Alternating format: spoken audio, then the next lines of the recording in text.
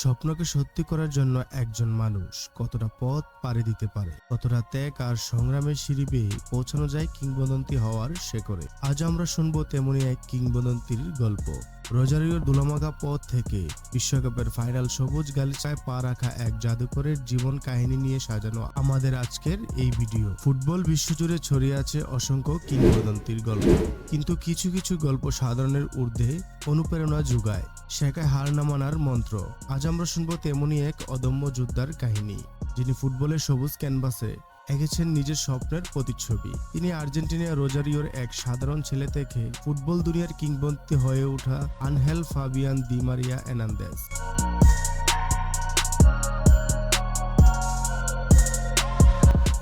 Angel di Maria জন্ম 14 ফেব্রুয়ারি 1988 সালে আর্জেন্টিনার রোজারিও শহরে এক সাধারণ পরিবারে তার জন্ম।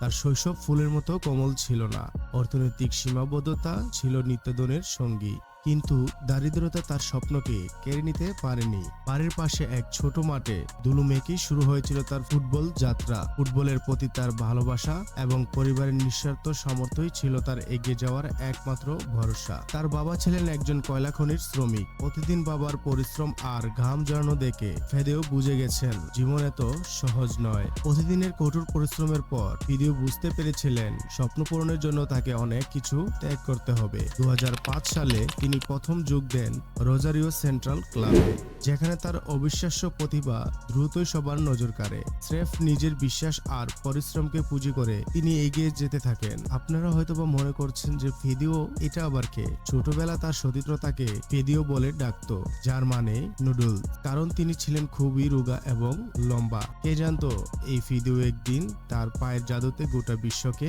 নাচিয়ে ছাড়বে। 2007 সালে তিনি রাশিয়ান প্রিমিয়ার লিগের ক্লাব রুবেন কাজানে খেলার সুযোগ পান। প্রথম রাজি হলেও পরে তিনি তার সিদ্ধান্ত পরিবর্তন করেন। 2007 সালে মাত্র 19 বছর বয়সে তার জীবনের প্রথম বড় সুযোগ আসে। তিনি পাড়ি জমান ইউরোপে এবং পর্তুগালের ক্লাব বেনফিকার সাথে চুক্তিবদ্ধ হয়। বিদেশের মাটিতে শুরুর দিনগুলো ছিল চ্যালেঞ্জে ভরা, কিন্তু ডি মারিয়া হার মানার পাত্র ছিলেন না। তার জীবনে মোড় ঘুরিয়ে দেওয়া সেই মুহূর্তটি আসে 2010 সালে, যখন তিনি যোগ দেন বিশ্বের অন্যতম সেরা ক্লাব রিয়াল মাদ্রিদে। মাদ্রিদের সাদা জার্সিতে তিনি তার ক্যারিয়ারের সোনালী সময় কাটান। দলের সবচেয়ে গুরুত্বপূর্ণ খেলোয়াড়দের একজন হয়ে ওঠেন তিনি। তার জাদুঘরে পায়ে জন্ম নেওয়া অসংখ্য অসাধারণ মুহূর্ত, লা লিগা, কোপা দেল রে এবং চ্যাম্পিয়ন লিগ জয় তার অবদান ছিল অবিশ্বাস্য।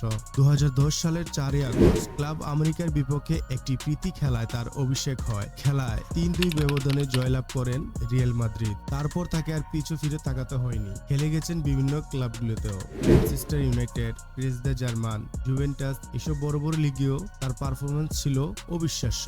ক্লাব ফুটবলের সাফল্যের পাশাপাশি ডি মারিয়ার হৃদয় জুড়ে ছিল আর্জেন্টিনার আকাশি সাদা জার্সিতে। জাতীয় দলের জন্য তিনি ছিলেন একজন অপরিহার্য খেলোয়াড়। 2014 সালের বিশ্বকাপে তার দুর্দান্ত পারফরমেন্স সবার মন গেঁথে আছে। তবে তার জীবনের এবং আর্জেন্টিনার ফুটবলের সবচেয়ে স্মরণীয় মুহূর্তগুলো আসে এর অনেক পরে। দীর্ঘ 28 বছরের শিরোপা খরা কাটানোর লক্ষ্যে 2021 সালে আর্জেন্টিনা মাঠে নামে কোপা আমেরিকার ফাইনালে প্রতিপক্ষ চিরপ্রতিদ্বন্দ্বী ব্রাজিল। সেই শ্বাসরুদ্ধ ম্যাচে ডি মারিয়ার এক দুর্দান্ত চিপ শটে গোল হয়ে ওঠে ইতিহাসের অংশ। তার সেই একমাত্র গোলেই আর্জেন্টিনা শিরোপা জিতে, যা ছিল তার ক্যারিয়ারের অন্যতম সেরা অর্জন। এরপর আসে 2022 কাতার বিশ্বকাপ। ফাইনালে আর্জেন্টিনার প্রতিপক্ষ ফ্রান্স। বিশ্ব চ্যাম্পিয়ন হওয়ার মঞ্চে ডি মারিয়া আবারও জ্বলে ওঠেন। ম্যাচের প্রথমার্ধে তিনি একটি অমূল্য গোল করে আর্জেন্টিনাকে এগিয়ে দেন, যা 36 বছরের অপেক্ষার অবসানের পথে দলকে এক বড় সুবিধা এনে দেয়। সেই রাতে আর্জেন্টিনা বিশ্বকাপ জেতে আর ডি মারিয়ার নাম ইতিহাসের পাতায় স্বর্ণাক্ষরে লেখা হয়ে যায়। এই জয় ছিল একটি দেশের সংগ্রাম, ঐক্য এবং আবেগের প্রতিচ্ছবি। মাঠের এই তারকা খেলোয়াড়টি ব্যক্তিগত জীবনে অত্যন্ত শান্ত ও পারিবারিক কেন্দ্রিক।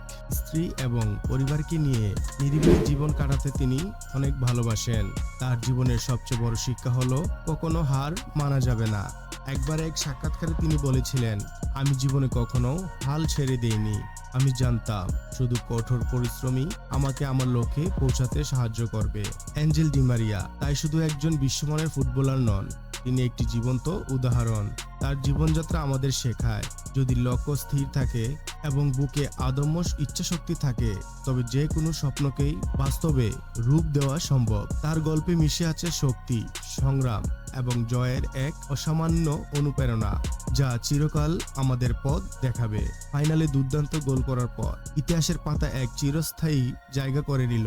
দীর্ঘ ৩৬ বছর পর আর্জেন্টিনা যখন বিশ্বকাপের সোনালী ট্রফিতে চুমু খেল, তার পিছনে অন্যতম নায়ক ছিলেন এই ফেদিও। এই জয় ছিল একটি দেশের কান্না, হাসি, সংগ্রাম আর ঐক্যের জয়। আর ডি মারিয়ার গোলটি ছিল সেই জয়ের কফিনের শেষ পেরেক, যা আর্জেন্টিনার স্বপ্নের পূর্ণতা দিয়েছিল।